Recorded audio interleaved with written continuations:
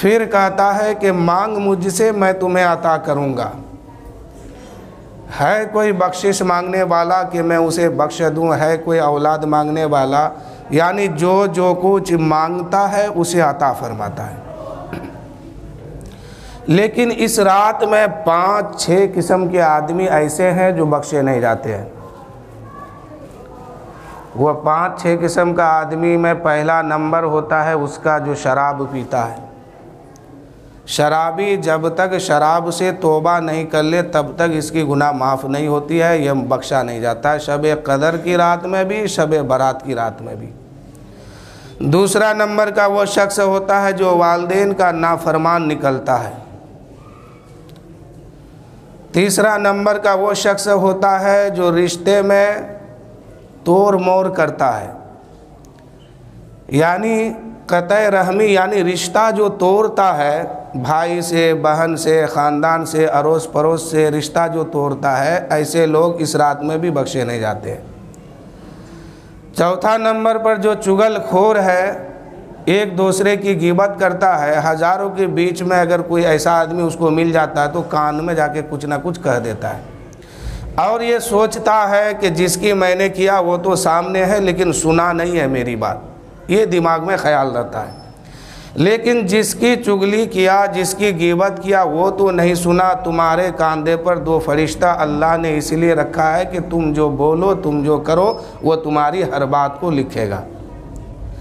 اس کے بعد اللہ تعالیٰ بھی سنتا ہے، بروز محشر اس کا بھی حساب ہوگا۔ تو اس قسم کے لوگ جو ہے شب قدر کی رات میں بھی، رمضان کے مہینے میں بھی، شب برات کی رات میں بھی بخشے نہیں جاتے ہیں۔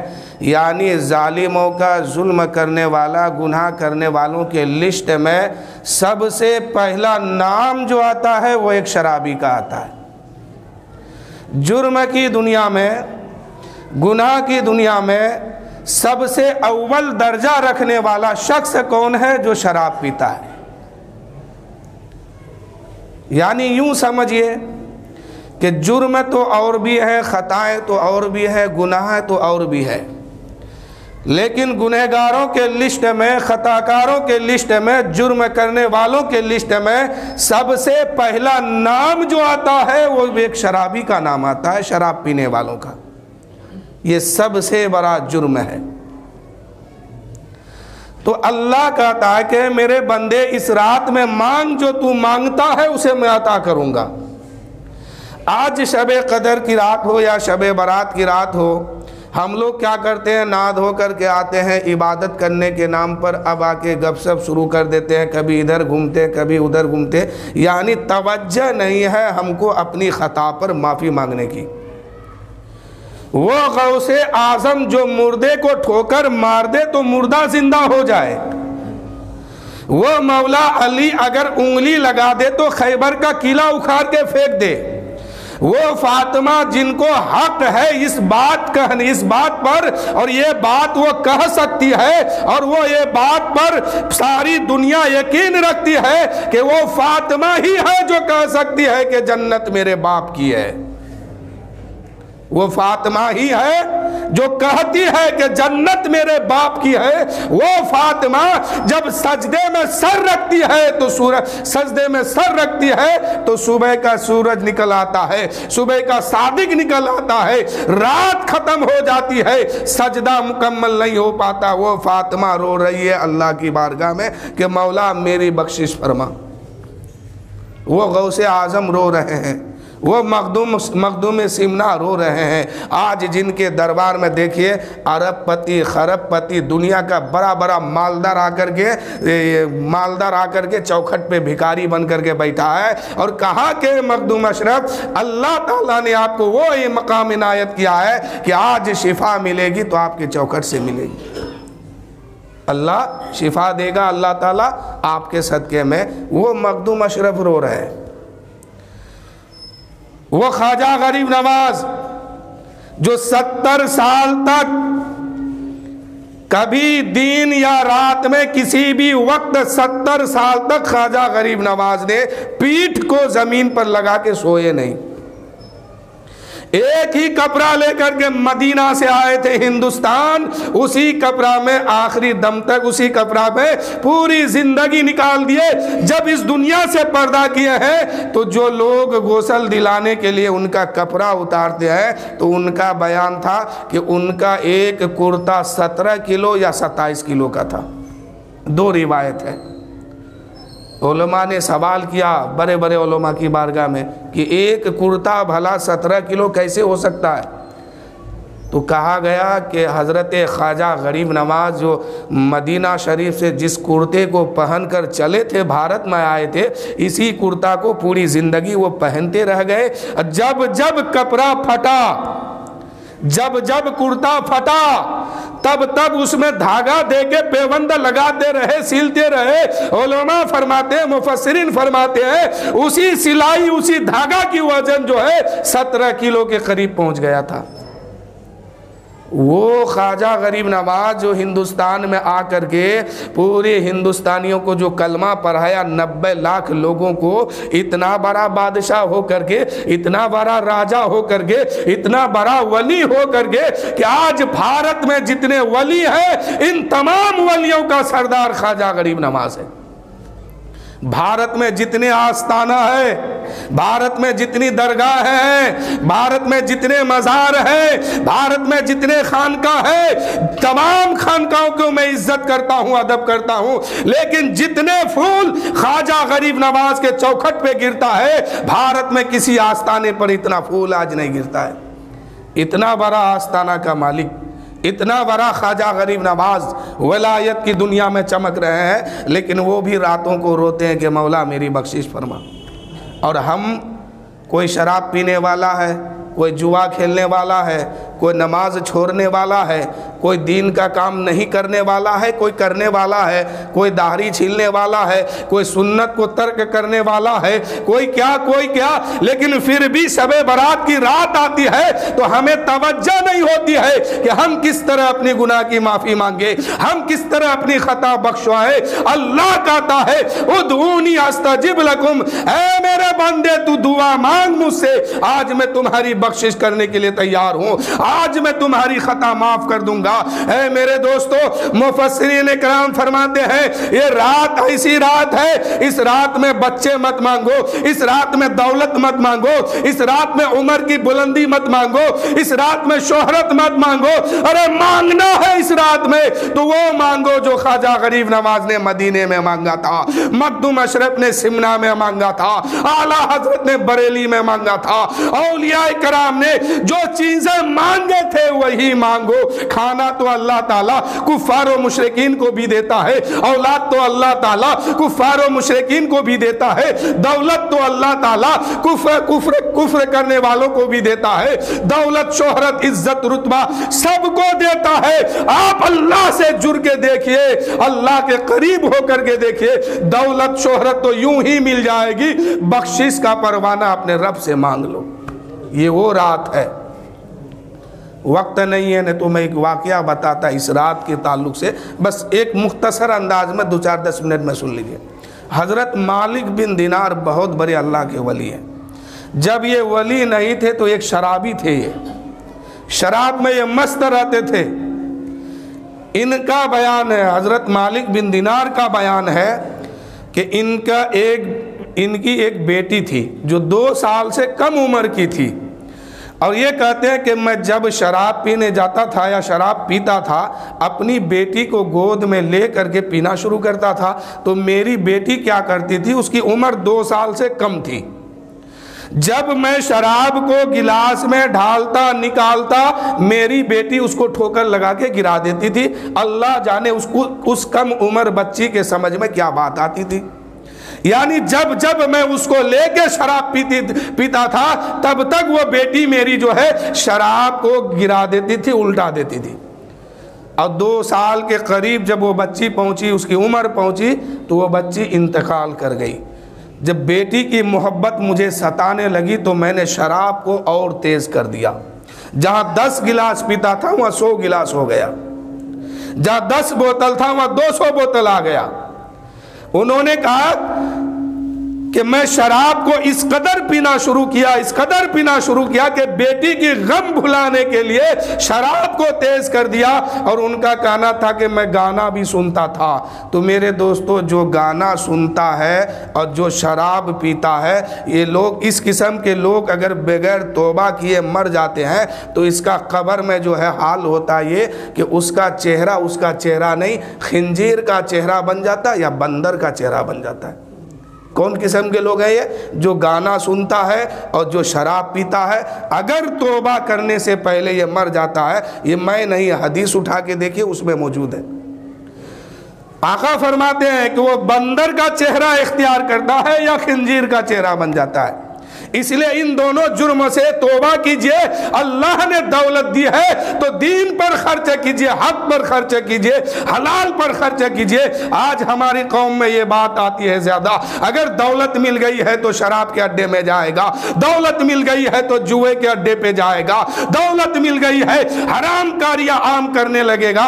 لیکن میرے بھائی ایک بات یاد رکھنا، دولت دینا اللہ کا کام ہے، اگر وہ دے سکتا ہے تو چھین بھی سکتا ہے۔ میں نے بڑے بڑے بادشاہوں کی تاریخ کو پڑھا ہے کہ آخر وقت میں بھیک کا کٹورا ان کے ہاتھ میں آیا ہے، کہیں ایسا نہ ہو کہ اللہ ناراض ہو جائے تو پھر کہیں کا نہیں رہو۔ اس لیے توبہ کرنا بہت ضروری ہے، یہ توبے کی رات ہے۔ اور ان کا کہنا ہے کہ جب میں نے شراب کو زیادہ بڑھا دیا تو یہ ایک واقعہ جو ہے نا شب برات کی میں ملتا جلتا ہے، اس لیے میں بیان کر رہا ہوں۔ ان کا قول ہے، ان کا کہنا ہے کہ ایک بار شب برات کی رات آ گئی، میں نے عشاء کی نماز نہیں پڑھا، عشاء کی نماز چھوڑ کر کے شراب پی کر کے مست ہو گیا اور میں سو گیا تو میں خواب میں کیا دیکھتا ہوں کہ میں مر چکا ہوں، قیامت آ گئی ہے، سور پھونکے جا چکے ہیں، سب لوگ اپنی قبر سے باہر نکل رہے ہیں، میں بھی اپنی قبر سے باہر نکلا ہوں۔ تو میں کیا دیکھتا ہوں کہ میرے پیچھے ایک ازدا سانپ کھڑا ہو گیا ہے، میرے پیچھے ایک ازدا سانپ کھڑا ہو گیا ہے۔ اللہ تعالی ہم سب کو بھی ایسے خواب دیکھنے کی توفیق دے تاکہ ہم لوگوں کی بھی زندگی سنبھل جائے۔ ان کا قول ہے کہ میری آنکھ کھلی، میں نے خواب میں دیکھا کہ سور پھونکا گیا، سارے لوگ اپنی قبر سے باہر نکلتے ہیں، میں بھی نکلا تو میں کیا دیکھتا ہوں کہ میرے پیچھے ایک ازدا بہت بڑا سانپ ہے اور وہ مجھے دوڑا رہا ہے، وہ مجھے بھگا رہا ہے، وہ مجھے کاٹنے کے لیے آ رہا ہے، وہ مجھے ڈسنے کے لیے آ رہا ہے اور میں بھاگ رہا ہوں۔ بھاگتے بھاگتے میں کیا دیکھتا ہوں، سامنے ایک خوبصورت سا بزرگ بیٹھا ہوا ہے، ایک خوبصورت انسان مجھے نظر آیا۔ میں اس کے قریب گیا، کہا بابا مجھے بچا لو اس سانپ سے۔ اس نے کہا بیٹا میرے اندر اتنی طاقت نہیں ہے کہ میں تجھے بچا سکوں، آگے بڑھو، آگے جاؤ، ہو سکتا ہے کہ تم اس سانپ سے بچ جاؤ۔ مالک بن دینار کہتے ہیں جیسے ہی میں آگے بھاگنا شروع کیا، میں کیا دیکھتا ہوں کہ سامنے دوزخ ہے، دوزخ میں آگ کے پہاڑ ہے اور ظالموں کو جو ہے اس پہاڑ پر چڑھایا جا رہا ہے، کبھی اتارا جا رہا ہے۔ ظالم لوگ چلاتے ہیں، گنہگار لوگ روتے ہیں، پاپی لوگ وہاں پر رو رو کر کے اس کی حالت خراب ہے۔ جب اس پہاڑ کے قریب میں پہنچا تو ایک آواز آئی، اے مالک بن دینار تمہارے لیے یہ جگہ نہیں ہے، تم آگے جاؤ، آگے جاؤ، ہو سکتا ہے کہ تم بچ جاؤ، اگر بھاگ سکتے ہو تو بھاگو جلدی یہاں سے۔ مالک بن دینار نے کہا میں بھاگوں تو بھاگوں کہاں، جاؤں تو جاؤں کہاں؟ آواز آتی ہے اے مالک بن دینار آگے جاؤ، آگے جاؤ، مسلمانوں کے لیے کچھ حصہ وہاں رکھا گیا ہے، مسلمانوں کے لیے کچھ حصہ وہاں رکھا گیا ہے، لیکن وہ مسلمانوں کے لیے رکھا گیا ہے۔ آج کے دور میں 3 کوالٹی کا مسلمان ہو گیا ہے، 3 طبقے میں لوگ بٹ چکے ہیں۔ ایک وہ مسلمان جو خاندانی مسلمان کہلاتا ہے، ایک وہ مسلمان جو رمضانی مسلمان کہلاتا ہے، ایک وہ مسلمان جو حقیقتاً مسلمان کہلاتا ہے۔ جو حقیقت کے راستے پر ہے اسی کی نجات ہوگی۔ باقی لوگ جو یہ خواب سجائے ہوئے ہیں کہ ہم خاندانی مسلمان ہیں، ہم رمضانی مسلمان ہیں، رمضان میں خوب عبادت کریں گے، تو بھول جائیے وہاں اگر حدیث کے مطابق فیصلہ ہوا تو بہت مشکل گھڑی آنے والی ہے۔ اس لیے میرے بھائی، رمضانی مسلمان بننے سے کوئی فائدہ نہیں ہوگا، خاندانی مسلمان بننے سے کوئی فائدہ نہیں ہوگا۔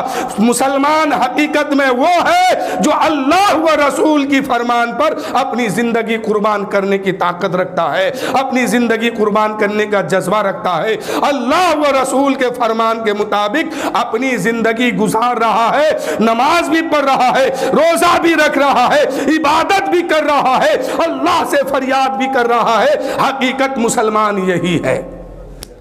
ان کا قول ہے کہ دوزخ سے آواز آتی ہے، مالک بن دینار بھاگ سکتے ہو تو بھاگو، یہ تمہارے لیے نہیں ہے، ہو سکتا ہے کہ تم بچ جاؤ گے، آگے بھاگو۔ مالک بن دینار کہتے ہیں میں جاؤں تو کہاں جاؤں؟ آواز آتی ہے آگے بڑھو، کچھ مسلمانوں کا حصہ وہاں رکھا ہوا ہے۔ اس آواز کو سننے کے بعد ڈر تو پہلے ہی سے تھا ان کے اندر کہ میں شرابی ہوں، کیا حال ہوگا، سامنے دوزخ ہے، لوگ اس میں جل رہے ہیں، لوگ اس میں چلا رہے ہیں، رو رہے ہیں، ڈر تو پہلے ہی سے تھا۔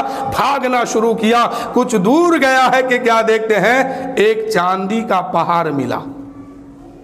اس پہاڑ میں ایک غلاف لگا ہوا ہے، چادر سے ڈھکا ہوا ہے، کچھ فرشتے وہاں پر ہیں۔ انہوں نے جب قریب گیا تو وہ فرشتے کہنے لگے کہ ان کے لیے پردہ ہٹاؤ، آنے دو ان کو۔ حق والے جو ہے اس کے قریب آ چکے ہیں۔ اللہ جس کو بچانا چاہتا ہے کوئی نہ کوئی طریقہ سے بچا دیتا ہے۔ حضور کی حدیث ہے کہ کچھ لوگ ایسے بھی ہیں جو زندگی بھر عبادت کرتا ہے، زندگی بھر ایمان پر چلتا ہے، لیکن اس کا فیصلہ ہوا ہے کہ یہ دوزخی ہے، دوزخ میں جائے گا، تو مرتے وقت جو ہے اس کا پٹری چینج ہو جاتا ہے، راستہ بدل جاتا ہے، کفر کی حالت میں مر جاتا ہے۔ اور کچھ لوگ ایسے بھی ہیں جو زندگی بھر گناہ کرتا ہے، زندگی بھر کفر میں رہتا ہے، لیکن اگر اس کے حق میں جنتی لکھا ہوا ہے، آخری وقت میں وہ توبہ کر کے راستہ اپنا سیدھا کر لیتا ہے۔ اس لیے میرے بھائی، اس بات کو بتانے کا مقصد یہ ہے، اگر آپ نماز پڑھتے ہیں، آپ روزہ رکھتے ہیں، آپ شب قدر کی رات میں جگتے ہیں، شب برات کی رات میں جگتے ہیں، آج آپ حج و عمرہ کرتے ہیں، علم دین حاصل کرتے ہیں، تو غرور مت کیجئے، گھمنڈ مت کیجئے، کیونکہ اللہ کا اللہ جانتا ہے کون کہاں جائے گا، کس کے حق میں کیا فیصلہ ہوگا، یہ کوئی نہیں جانتا ہے کہ ہماری آپ کی موت ہوگی تو کیسے ہوگی، ہم کیسے اس دنیا سے جائیں گے۔ وہ غوث اعظم رو رہے تھے کہ میرے مالک مجھے موت دینا تو ایمان کی حالت میں دینا، اتنے بڑے ولایت کے منزل پر فائز ہیں، اتنے بڑے ولی ہیں، اگر ٹھوکر لگا دے تو مردہ زندہ ہو جائے، اگر وہ کہہ دے کہ جب تک میرا رب نہیں کہے گا مجھے کھانے، میں کھاؤں گا پیوں گا نہیں، تو اس کا رب اسے کھانے کہتا ہے، اس کا رب اسے پینے کہتا ہے۔ اتنے بڑے ولی ہو کر کے کہتے ہیں مولا میری موت ایمان پر فرمانا، میری موت ایمان پر دینا۔ ہم سب کی تو کوئی پتہ نہیں ہے، اس لیے عبادت کر کے غرور مت کرنا، عبادت کر کے گھمنڈ مت کرنا۔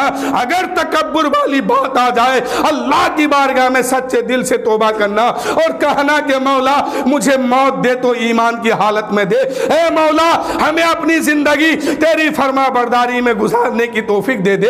مالک بن دینار کہتے ہیں کہ میں جیسے اس کے قریب گیا، آواز آتی ہے کہ پردے ہٹاؤ، حق والے یہاں تک پہنچ چکے ہیں، اسے آنے دو۔ مالک بن دینار جب اس چاندی کے پہاڑ کے قریب پہنچ اندر گئے تو کیا دیکھتے ہیں کہ بے شمار بچے کھیل رہے ہیں آپس میں، کوئی کرسی پہ بیٹھا ہے، کوئی جھولے پہ بیٹھا ہے، کوئی مذاق ہنسی مذاق کر رہا ہے، کوئی آپس میں کھیل رہا ہے، تو کیا کر رہا ہے؟ تو مالک بن دینار اس منظر کو دیکھا تو پوچھا یہ لوگ کون ہیں؟ آواز آئی کہ یہ مسلمان کے وہ بچے ہیں جو بالغ ہونے سے پہلے نابالغ ہی میں موت ہوئی تھی، مر چکے تھے، یہ ان کے رہنے کا ٹھکانہ یہیں پر ہے، یہ بچے یہیں پر اپنی زندگی گزار رہے ہیں، یہیں پہ رہتے ہیں، یہیں پہ کھیلتے کودتے ہیں اور موج مستی کر کے اپنا ٹائم گزارتے ہیں۔ تو میرے دوستو، اس وقت مالک بن دینار نے کہا کہ میرے دل میں خیال آیا کہ میری بیٹی، میرے دل نے کہا میری بیٹی تب تک نظر پڑ گئی بیٹی کے چہرے پر، اس کی بیٹی جو ہے سونے کے پلنگ پر بیٹھ کر کے جھولا جھول رہی تھی۔ تب تک بیٹی کی نظر پڑ گئی باپ پر، ان کی بیٹی جو ہے جھولا سے اترتی ہے اور باپ کے گلے سے لگ جاتی ہے، اور وہ بیٹی کہنے لگی اے میرے باپ، کیا اب بھی توبہ کا وقت نہیں ہے؟ حضرت مالک بن دینار کہتے ہیں کہ بیٹی یہ ماجرا کیا ہے؟ یہ جو میں آ رہا ہوں اتنے منزل طے کر کے، یہ معاملہ کیا ہے؟ ان کی بیٹی کہنے لگی ہے میرے باپ، جو آپ نے دیکھا تھا کہ آپ کا پیچھا ایک اژدہا سانپ کر رہا ہے، ایک سانپ آپ کا پیچھا کر رہا ہے، وہ آپ کا برا عمل ہے، وہ آپ کا برا عمل ہے۔ اور جو سامنے آپ نے ایک برا آدمی سے مدد مانگا تھا، وہ آپ کا نیک عمل ہے، وہ آپ کی نیکی ہے، وہ آپ کا ثواب ہے۔ آپ کی نیکی اتنی کمزور ہے کہ ایک سانپ سے بھی آپ کو نہیں بچا سکتی، اس لیے میرے باپ اب توبہ کر لو، یہی توبہ کا وقت ہے۔ حضرت مالک بن دینار کہتے ہیں اتنا سننے کے بعد میری آنکھ کھل گئی۔ اسی شب برات کی رات میں نے اپنے اللہ سے سچے دل سے توبہ کیا اور اپنا رشتہ اللہ سے جوڑ لیا، تو اللہ تعالیٰ نے میری توبہ بھی قبول فرمایا اور اسی وقت ولایت کا مقام عطا فرما دیا۔ اب اتنے بڑے ولی بن گئے، اتنے بڑے ولی بن گئے کہ سمندر میں جو مچھلیاں تیر رہی ہے ان پر حکومت مالک بن دینار کا ہے۔ سمندر میں اگر مچھلیاں کیڑے مکوڑے تیر رہے ہیں تو ان پر حکومت مالک بن دینار کا ہے۔ اتنے بڑے ولایت کے منزل پر یہ فائز ہو گئے، اتنے بڑے ولی بن گئے۔ اللہ نے یہ مقام اسے کیسے دیا؟ توبہ کے سلسلے میں، یعنی وہ بندہ سچے دل سے توبہ کیا۔ ایک حدیث قدسی ہے، جب میں پڑھتا ہوں تو اس میں جھومنے لگتا ہوں، آپ بھی سن لیجئے۔ میرا رب کہتا ہے اے میرے بندے، تم میرے طرف ایک قدم آگے بڑھاؤ گے تو میں تمہارے طرف دوڑتے ہوئے آؤں گا۔ مفسرین کرام اس پر فیصلہ کرتے ہیں، آگے بات بڑھاتے ہیں کہ کوئی بھی اللہ کی چوکھٹ کے طرف، اللہ کے طرف ایک قدم بڑھاتا ہے، سچے دل سے توبہ کرتا ہے، ایک قدم بڑھاتا ہے تو اللہ کی رحمت اس کے طرف دوڑتے ہوئے آتی ہے۔ اتنا بڑا میرا رب ہے، اتنا بڑا رحمان ہے، اتنا بڑا کریم ہے۔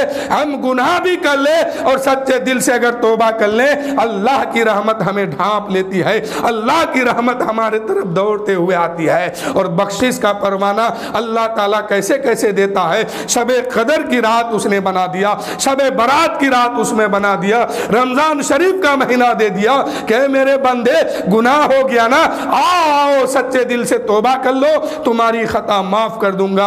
اب میرا رب اپنے بندوں کے توبہ سے کتنا خوش ہوتا ہے، اس بات کو سنیے، میں تقریر ختم کر رہا ہوں۔ جنگل میں کوئی آدمی راستہ بھول جائے اور اس کو کھانا پینا نہ ملے، کچھ دن تک وہ بھوکا پیاسا رہے، اب آخر میں وہ مرنے والا ہے، آخری وقت ہے، ایسے عالم میں اس کو باہر نکلنے کا راستہ ملتا ہے، تو وہ آدمی کتنا خوش ہوگا کہ وہ مرنے والا تھا بھوک کی حالت میں، پیاس کی شدت سے، اور جنگل کے گھنے جنگل میں اب وہ مرنے والا تھا، اس سے باہر وہ ہو گیا، کتنی خوشی ہوگی۔ لیکن میرا رب اگر کوئی بندہ سچے دل سے توبہ کر کے اللہ سے اپنا رشتہ جوڑتا ہے تو میرا رب کہتا ہے میں اس سے بھی زیادہ خوش ہوتا ہوں، میں اس بندے سے اس سے بھی زیادہ خوش ہوتا ہوں۔ تو میرے دوستو، سچے دل سے ہمیشہ ہم سب کو توبہ کرنے کی ضرورت ہے اور اللہ سے اپنا رشتہ مضبوط کرنے کی ضرورت ہے، اور اللہ سے مغفرت کی امید رکھیے اور اللہ سے اپنی دعا اللہ سے کرتے رہیے۔ ادعونی استجب لکم، اے میرے بندے، رب کہتا ہے اے میرے بندے تو دعا مانگ مجھ سے، میں تمہیں قبول کرنے والا ہوں، تم عبادت کر میری، میں تمہیں اس کا ثواب دوں گا۔